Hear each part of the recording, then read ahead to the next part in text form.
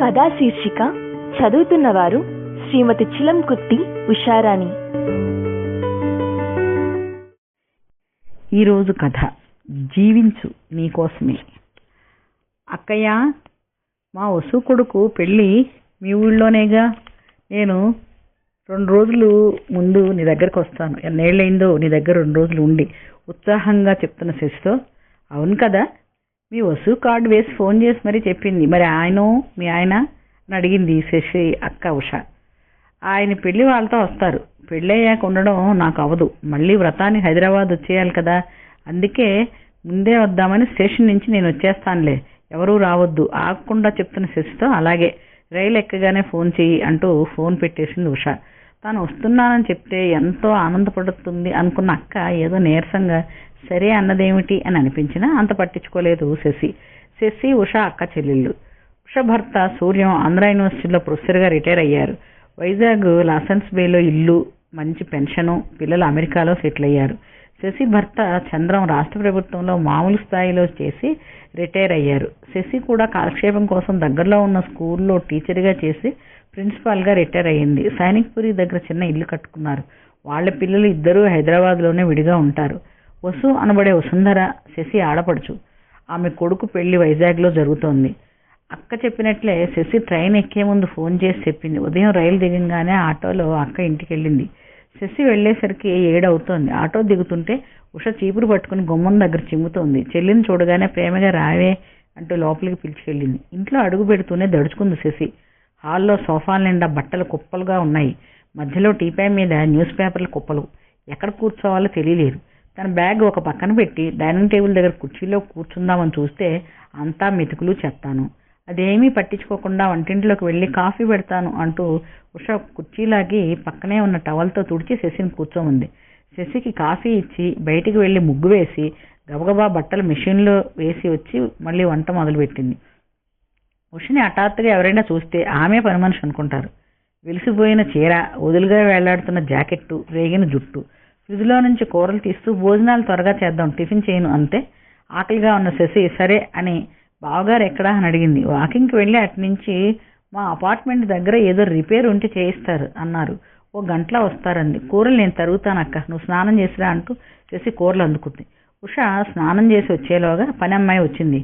ఇంకా ఉష ఆమె వెనకాలే తిరుగుతూ, ఇక్కడ తొడవలేదు, గిన్నెలు సరిగ్గా కడగలేదు అని ఒకటే నస. నువ్వు ఇచ్చే జీతానికి ఇదే ఎక్కువ అంటూ ఆ అమ్మాయి విరుపులు విచిత్రంగా అనిపించింది శశికి. ఆ అమ్మాయి వెళ్ళాక సగం పని ఉషే చేస్తుంటే ఎందుకక్క అన్నీ నువ్వు చేస్తావు, ఆ అమ్మాయి చేత చేయించు అంది శశి. 1000 జీతాలు కావాలి వాళ్ళకి, మా ఇద్దరికి ఏమంత పని, నాకు ఏదో ఎక్సర్సైజ్ ఉండాలిగా అంటూ వంట ముగించింది.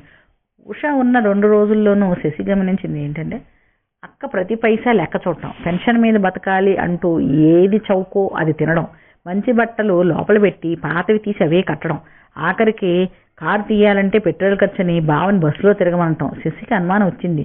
నిజంగా వీళ్ళు డబ్బుకి ఇబ్బంది పడుతున్నారా అనిపించింది. అవకాశం దొరికినప్పుడు బావగారిని అడిగింది. బావ, నేను అడిగానని ఏమీ అనుకోకండి, మీకు డబ్బు ఇబ్బంది ఏమన్నా ఉందా అని. నువ్వు ఇంకా అడగలేదేమిటో అనుకుంటున్నాను శశి. దేవుడి దయ వల్ల మాకు ఇబ్బంది లేదు. నా పెన్షన్ దాదాపు 1,00,000 వస్తుంది. పిల్లలు మాకు వద్దన్నా వినకుండా 2 ఫ్లాట్లు కొంది మీ అక్క. దాని ఎద్దులు 50,000 వస్తాయి. కానీ డబ్బు ఖర్చు పెట్టే దగ్గర ముందు ఇంకా అవసరం ఉంది అంటూ ₹1 కూడా ఖర్చు పెట్టనివ్వదు. ఇష్టమైనవి తింటూ హాయిగా కావాల్సిన చోట్లకి తిరుగుతూ జీవితాన్ని ఎంజాయ్ చేద్దామంటే వినదు. ఇంట్లో వంట మనిషిని డ్రైవర్ని పెట్టుకునే స్తోమత ఉంది, కానీ నన్ను బస్సులో తిరగమంటుంది. అన్ని పనులు తను చేయలేక చేస్తూ బాధపడుతుంది. ఏమి చెయ్యాలో తెలియటం లేదు. బాధ వెళ్ళబుచ్చుకున్నాడు ఆయన. పెళ్లి హడావుడి అయ్యాక శశి 2-3 సార్లు అక్కకి ఫోన్ చేసి వాళ్ళ ఇంటికి ఆహ్వానించింది. ఉషకు కూడా ఇంట్లో చేసుకుని విసుగు వచ్చింది. పైగా సూర్యం కూడా ఎక్కడికి వెళ్ళక చాలా రోజులు అయింది. వెళ్దాం అనడంతో ఇద్దరు హైదరాబాద్ వచ్చారు. స్టేషన్లో శశి భర్త చంద్రం వీళ్ళ కోసం ప్లాట్ఫామ్ మీద వేచి కూర్చున్నాడు. వీళ్ళు రైలు దిగంగానే రండి, వెల్కమ్ టు హైదరాబాద్, మీ చెల్లెలు మీకోసం ఇంట్లో ఎదురు చూస్తోందని ఆహ్వానిస్తుంటే వీళ్ళ సామాను చంద్రం పక్కన అతను పట్టుకున్నాడు. ఉష అది చూసి అయ్యో మన సామాను అంటూ కంగారు పడుతుంటే చంద్రం నవ్వుతూ మనవాడే వదినా, సాయి మన డ్రైవర్ అన్నాడు. డ్రైవరే అంటూ నోరు వెళ్ళబెట్టింది ఉష. కారు ఇంటి ముందు ఆగాక అందరూ దిగారు. కాలనీ అంతా చెట్లు, విశాలమైన రోడ్లు, నీట్గా ఉంది. శశి చంద్రంల ఇల్లు చిన్నదైనా చూడముచ్చటగా ఉంది.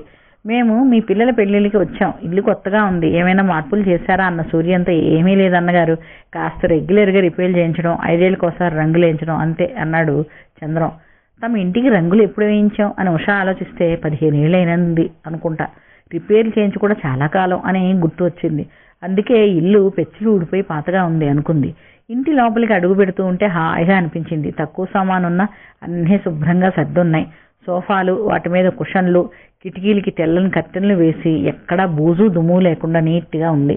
సాయి సామాన్లు తీసుకొచ్చి ఒక బెడ్రూమ్లో పెట్టాడు. డైనింగ్ టేబుల్ మీద ప్లేట్లు, గ్లాసులు అమర్చి ఉన్నాయి. మధ్యలో ఒక చిన్న వాజ్లో ఇంట్లో పూసిన తెల్ల ఎర్ర గన్నేరు పూలు పెట్టి ఉన్నాయి. ఇంట్లోంచి మంచి అగరబత్తి పరిమళం వస్తోంది. ప్రయాణం బాగా జరిగిందా అంటూ పలకరించిన శశిని చూసి ఉషకి సిగ్గు వేసింది. అప్పటికే స్నానం చేసి ఇస్త్రీ చేసిన నూలు చీర కట్టుకుంది. తల శుభ్రంగా దూకుని చిన్న క్లిప్ పెట్టుకుంది. పూజ కూడా అయినట్టు ముఖాన బొట్టు కింద చిన్న కుంకుమ బొట్టు కూడా ఉంది. ఉషకి తాను శశి వచ్చినప్పుడు ఎలా ఉందో గుర్తొచ్చి సిగ్గేసింది. అక్క ఫ్రెష్ అయ్యి రండి, టిఫిన్ రెడీగా ఉంది అంది. ఏకంగా స్నానం చేస్తాను అని అంటే బాత్రూమ్ చూపించింది. లోపల శుభ్రమైన టవలు, కొత్త సబ్బు, కొత్త టూత్పేస్టు, చిన్న నాప్కిన్ అన్నీ ఉన్నాయి. బాత్రూమ్ నుంచి కూడా మంచి ఫ్రెషనర్ వాసన వస్తూ మెరుస్తుంది. ఉషా సూర్యం స్నానం చేసి తయారయ్యి వచ్చేసరికి టేబుల్ మీద టిఫిన్లు పెట్టుంచారు. ప్రయాణం చేసి వచ్చారేమో, ఇద్దరికీ ఆకలిగా ఉంది. శశి చంద్రం కూడా కూర్చున్నారు. అందరూ కూర్చోగానే ఒక ఆమె 35-40 మధ్యలో ఉంటుంది. ఇడ్లీ, వడ, చట్నీ, సాంబార్ అన్ని ప్లేట్లలో గిన్నెల్లో సర్దిపెట్టింది. చూస్తే పనమ్మాయిలా లేదు. ఎవరు ఈ అమ్మాయి అని అడగడానికి సంశయించి, ఇంత ప్రొద్దున్నే హోటల్ నుంచి తెప్పించావా శశి ఆశ్చర్యంగా అడిగింది ఉష. హోటలా? నా చెలికెత్త సువర్ణ ఉండగా హోటల్ ఎందుకు దండగా సినీ పక్కీలో అంది శశి. అందరూ నవ్వేశారు. టిఫిన్ తినేసి లేచేలోగా అందరికీ కాఫీ తీసుకువచ్చింది సువర్ణ. వీళ్ళు కాఫీ తీసుకుని సోఫాలో కూర్చుని కబుర్లు చెప్పుకుంటూ ఉండగా సువర్ణ బల్లంతా సర్దింది. ఈలోగా సాయి కూడా వస్తే వాళ్ళిద్దరూ టిఫిన్ తిన్నాక సువర్ణ వంటింట్లోకి వెళ్ళింది. సాయి వచ్చి, సార్ వెళ్ళనా అని అడిగాడు చంద్రం శశి వెంక చూసి. వెళ్ళు సాయి, ఇవాళ ఇంకా అవసరం లేదు, మేము రెస్ట్ తీసుకుంటాం అన్నాడు. అతను సువర్ణతో చెప్పి వెళ్తుంటే ప్రశ్నార్థగా చూస్తున్న అక్కతో, సాయి సువర్ణ భర్త, అతను ఆటో నడుపుతాడు, మాకు కావాలంటే కార్ డ్రైవింగ్కి వస్తాడు అంది. సువర్ణ కూడా 1 గంటలో చకచక అన్ని పనులు చేసి వండిన వంట అంతా కంచాలు గ్లాసులతో సహా బల్ల మీద పెట్టి, అమ్మా వెళతాను, సాయంత్రం త్వరగా వస్తానులేండి అంటూ వెళ్ళింది. అన్ని పనులు ఈ అమ్మాయి చేస్తే నువ్వేం చేస్తావు నవ్వుతూ అడిగిన అక్కతో, 30 ఏళ్ళు ఇంట్లో పని, స్కూల్ పిల్లల పని చేసి అలసిపోయానక్క. ఉద్యోగ విరమణ అంటే పూర్తి రిటైర్మెంట్. నాకు నచ్చిన సినిమాలు చూస్తా, పుస్తకాలు చదువుతా, ఫ్రెండ్స్తో మాట్లాడతా, నాకు నచ్చినట్టుగా ఉంటా అంది. మరి సువర్ణ అంత చేస్తోందిగా, జీతం ఎక్కువ ఇస్తారా అన్న ప్రశ్నకి చంద్రం సమాధానం చెప్పాడు. సాయి సువర్ణలకి 2 పిల్లలు. వాళ్ళు శశి స్టూడెంట్స్, చాలా బాగా చదువుతారు. మొదట సువర్ణ మా దగ్గర పనికి చేరినప్పుడు వాళ్ళకి స్కూల్లో చదివించే శక్తి లేక గవర్నమెంట్ స్కూల్లో చదివేవాళ్ళు. శశి తన స్కూల్ వాళ్ళతో మాట్లాడి ఫీజు తక్కువ చేయించింది. ఈ ఫీజు కూడా శశే కట్టేది. ఇప్పుడు సువర్ణ కూతురు బీటెక్ చేసి ఇప్పుడులో ఉద్యోగం చేస్తోంది. కొడుకు MBBS 3వ సంవత్సరం చదువుతున్నాడు. ఇప్పటికీ వాడి చదువుకు సాయం చేస్తుంది. సువర్ణ జీతం వేరే, నెలకు 10,000 అన్నాడు. కళ్ళు తేలేసింది ఉష. 10,000? మీ ఇంట్లో డబ్బులు ఏమైనా చెట్లకు కాస్తున్నాయా ఎగతాళిగా అంది. చెట్లకి ఏమి కాస్తున్నాయా చూసావా అక్క, మా ఇంట్లో అన్ని కూరలు పళ్ళు కాస్తాయి. ఆ పని కూడా సువర్ణ చేస్తుంది. ఉదయం ఇంట్లో కాఫీ నుంచి అన్ని పనులు తానే చేస్తుంది. సరుకులు చూసుకుని కావాలంటే తేవడం, బట్టలు సర్ది అవసరమైన ఇస్త్రీకి ఇవ్వడం, ఒకటేమిటి సమస్తం చేస్తుంది. మా పిల్లలు శని ఆదివారాలు ఇక్కడికి వస్తే వాళ్ళకి ఇష్టమని కారపూస, బూందీ లాంటివి చేసి డబ్బాల్లో ఇస్తుంది. అసలు సువర్ణ ఒక పూట రాకపోతే నాకు గడవదు. ఆ అమ్మాయి మా ఇంట్లో ఒక భాగం. పిల్లల పెళ్లిళ్ళకి పురుళ్ళకి ఎంత చేసిందో చెప్పలేను. సాయి ఆటో కొనుక్కున్నాడు, కానీ మేము ఎప్పుడు రమ్మంటే అప్పుడు వస్తాడు. డబ్బులు అడగడు, ఇచ్చినా తీసుకోడు. అందుకే అన్నీ కలిపి సువర్ణ జీతం అంతా అంది శశి. మరి మీకు వచ్చే పెన్షను అంది ఉష నసుగుతూ ఉంటే. మా 2 పెన్షన్లు కలిపిన బావగారి కంటే తక్కువే అక్క, కానీ మాకు సరిపోతుంది. మేము పిల్లల్ని ఏమీ అడగం, వాళ్ళకి మేము ఇవ్వం. వాళ్ళు సంపాదించుకుంటున్నారు, వాళ్ళ ఖర్చులు వాళ్ళు చూసుకుంటారు. మెడికల్ ఇన్సూరెన్స్ ఉంది. రిటైర్ అయినప్పుడు వచ్చిన డబ్బులు మా పేరు మీద డిపాజిట్ చేశాం, ఎమర్జెన్సీకి ఉంటాయి. ఇప్పుడు మేము డబ్బు ఆదా చేసి ఎవరికి ఇవ్వాలి? దాన ధర్మాలు చేసినా, ఎక్కడో అనాథాశ్రమాలకు 1 పూట తిండి, 4 పాత బట్టలు ఇచ్చినా ఏమవుతుంది? మన ఇంట్లో పనిచేస్తున్న వాళ్ళు కూడా పేదవాళ్లే. సాయం చేస్తే వీళ్ళ బ్రతుకులు కూడా బాగుపడతాయి. దానికి తగ్గ ఫలితం మనం కళ్ళారా చూడవచ్చు. మనం డబ్బు దాచి పిల్లలకి ఎంత ఇస్తాం? దానికి లిమిట్ ఏముంది? చదువు చెప్పించాం, వాళ్ళు సంపాదించుకుంటుంటే వాళ్ళకి డబ్బు విలువ తెలుస్తుంది. శశి చెప్పింది విని సూర్యం కూడా నువ్వు చెప్పింది 100% నిజం శశి, ఎక్కడికో వెళ్ళి తెలిసిన వారికి సాయం చేసే కంటే నీ ఎదురుగున్న వీళ్ళకి సాయం చేయడం కరెక్ట్ అన్నాడు. ఆ మాటలు విని ఉష ఆలోచనలో పడింది. శశికి కావాల్సింది కూడా అదే. భోజనాలు అయ్యాక అందరూ కాసేపు విశ్రాంతి తీసుకుని లేచారు. మళ్ళీ సువర్ణ వచ్చి పకోడీలు వేసి టీ పెట్టి ఇచ్చి సాయంత్రం వంట కూడా చేస్తుంది. శశి వైజాగ్లో ఉన్న కాసేపు తను ఇంటి పనిని వంట పనిని ఒక్క నిమిషం కూర్చుని కబుర్లు చెప్పకుండా విసిగ్గా తిరిగిన విషయం గుర్తొచ్చింది ఉషకి.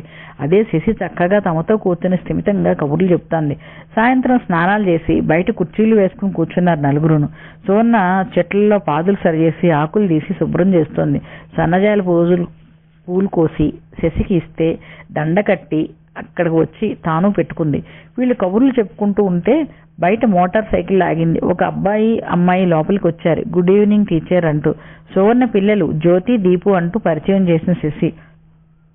దీపు అన్న అతను చంద్రం చేయి పట్టుకుని పలుసు చూస్తూ, మందు వేసుకున్నారా? బీపీ కొంచెం ఎక్కువగా ఉంది. చుట్టాలు వచ్చారని అన్నీ పెట్టేస్తున్నారా టీచర్ అంటూ శశి వంక చూశాడు. పర్లేదులే దీపు, ఒకరోజు తింటే ఏమీ అవ్వదు, మీ సార్కి వదిలేయని. ఈ మధ్య చంద్రానికి కొంచెం బీపీ పెరిగింది. పిల్లలు దీపు కప్ చెప్పారు. తనేమో మరీ స్ట్రిక్ట్ నవ్వుతూ అంది శశి. బల్ల మీద పకోడీలున్నాయి, ఇద్దరూ తినండి. దీపు నీకు పరీక్ష ఉన్నట్టుంది, రేపు ఇంటికి వెళ్ళి శ్రద్ధగా చదువు అన్న శశిని చూసి అలాగే టీచర్ అంటూ లోపలికి వెళ్ళారిద్దరు. ఇది అంతా వింతగా ఉంది ఉషకి. ఇదేమిటి తల్లి, ఆ కుటుంబం మొత్తాన్ని నువ్వు దత్తత తీసుకున్నావా? ఈ రకంగా దోచిపెడుతున్నావు అంది ఉష. బీపీ ఉండబట్టే మన చంద్రానికి ప్రమాదం తప్పింది. సరిగ్గా సమయానికి హాస్పిటల్ తీసుకెళ్లాడు, లేకపోతే తనకు పెరిగిన బీపీకి హార్ట్ అటాక్ వచ్చేది. మా పిల్లలు ఇక్కడే ఉన్నా వాళ్ళ ఆఫీస్ పనులు వాళ్ళవి. అదిగాక సువర్ణ కుటుంబం మమ్మల్ని చూసుకుంటారన్న ధైర్యం. మాకు కూడా పిల్లల దగ్గరలా ఈ హడావిడిలో ఉండే కంటే ఇక్కడ ప్రశాంతంగా ఉండడమే ఇష్టం. కుదిరినప్పుడు మేము వెళ్తాం, వాళ్ళు వస్తారు. ఓపిక ఉన్నంత వరకు ఇలా ఉంటేనే నయం. నేను చెప్పానని బాధపడకు గాని మొన్న వచ్చినప్పుడు చూశాను. పని ఆమెకి ఇంకొక చెయ్యి ఇవ్వాలని అన్ని పనులు నువ్వే వేసుకుని అలసిపోతున్నావు. మంచి చీరలు పాడవుతాయని బీరువాలో పెట్టి పిచ్చివి కడుతున్నావు. ఎప్పుడు కట్టుకుంటావు అవన్నీ? నిజంగా మనకేమన్నా అయితే అవన్నీ ఎవరికో పనిచేయడమేగా అంది. మీకు కారులో తిరిగే స్తోమత ఉంది, కానీ బావగారిని బస్సులో వెళ్ళమంటావు. ఆయనకు కూడా వయసు పెరిగి ఓపిక తగ్గట్లేదా? కూరలు ఇంటి పక్కనే పెద్ద షాపులో రేటు ఎక్కువని మార్కెట్కి పంపుతావు. ఇద్దరికి ఎంత ఎక్కువ? పక్క షాపు వాడు బతకాలి కదా. మీ పిల్లలు అమెరికాలో సెటిల్ అయ్యారు. నువ్వు కొన్న ఆ ఫ్లాట్స్ వాడికి అక్కర్లేదు. నువ్వు ఉన్నన్ని రోజులు వాటిని చూస్తావు, తర్వాత ఎలాగూ అమ్మేసేదే. ఆ మాత్రానికి రిపేర్లు అది ఇది అని నువ్వెందుకు అంత హైరాణ పడాలి? కావాలంటే ఆ ఫ్లాట్లో నువ్వే ఉండు. పెద్ద ఇల్లు చేయలేమంటే అమ్మేయండి. రూపాయి కూడబెట్టి అవసరం లేని పిల్లలకి ఇచ్చే కంటే ఆ డబ్బుతో నువ్వు బావగారు హాయిగా సుఖపడండి. కావాల్సిన ప్రదేశాలకు తిరగండి, దాన ధర్మాలు చెయ్యండి. ఇలా అవసరం అనుకున్న పేద పిల్లలకు చదివిస్తే పుణ్యం పురుషార్థం. నేను ఈ మధ్య శ్రీ మహేష్ రాయి రాసిన ఒక వ్యాసం చదివాను. Indian senior citizens are dying rich but not living rich అని. దాని ప్రకారం మన ఇండియాలో ఉన్న వయోవృద్ధులు చాలామంది డబ్బు ఉన్నా ఖర్చు పెట్టక పేదగా బతికి చనిపోయాక ఆ ధనం పిల్లలకి ఇవ్వాలని దాస్తున్నట్టు తెలుస్తోంది. ఆదా చేయడం, ఆస్తులు ఏర్పరచుకోవడం మంచిదే, చెయ్యాలి కూడా. కానీ ఆ ఆస్తులు నువ్వు అనుభవించకుండా ముందు తరాల కోసం దాచడం అవివేకం. పిల్లలకి ఇవ్వాల్సిన ఆస్తి ఇచ్చేయి.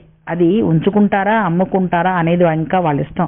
నువ్వు దానికి కాపలాదారుగా ఉండద్దు. జీవించినంతకాలం హాయిగా ఉండు. నువ్వు తిను, నలుగురికి పెట్టు. ఎవరి సంతోషం కోసమో కాదు, నీ తృప్తి ఆనందం కోసం, నీ కోసం జీవించు. నువ్వు కూడబెట్టిన డబ్బు నువ్వే అనుభవించు అని ఆగి అక్క వంక చూసింది శశి. తాను అంటున్న దానికి కోపం వచ్చిందేమో అనుకుంటూ. నిజమే శశి, పిల్లలు కూడా ఇదే చెప్తారు. మా సంపాదన మాకు చాలు, ఉన్న డబ్బుతో మీరు హాయిగా సుఖపడండి అని. నిన్ను చూశాక నాకు అనిపిస్తుంది, 100కి 1000కి లెక్క చూసుకుని కష్టపడడం నిజంగా అవసరమా అని. ఒక్కసారిగా మారిపోవడం కష్టమే కానీ నెమ్మదిగా మా సుఖానికి కూడా డబ్బు ఖర్చు పెట్టుకోవడం మొదలు పెడతానన్న విషయం చూసి చంద్రం ఇక్కడేదో పెద్ద మాల్ ఉందట, రేపు అక్కడికి వెళ్ళి 4 జతల బట్టలు షూస్ కొని దారిలో హోటల్లో భోంచేసి అంటున్న సూర్యాని మధ్యలోనే ఆపి, మొన్ననేగా ఒక షర్టు కొన్నారు, ఇప్పుడు అవసరమా? కోపంగా అంటున్న ఉషను బిత్తరబోయే చూస్తున్న సూర్యాన్ని చూసి పకాపకా నవ్వింది ఉష. ఆమెతో జత కలిపారు అందరూ. ఈ కథ ఈనాడు ఆదివారం సంచిక నుంచి గ్రహించబడింది. కథా రచయిత్రి శ్రీపతి లలిత. ఈ కథా శీర్షిక మీకు నచ్చినట్లయితే లైక్ చేయండి, షేర్ చేయండి, సబ్స్క్రైబ్ చేసుకోండి.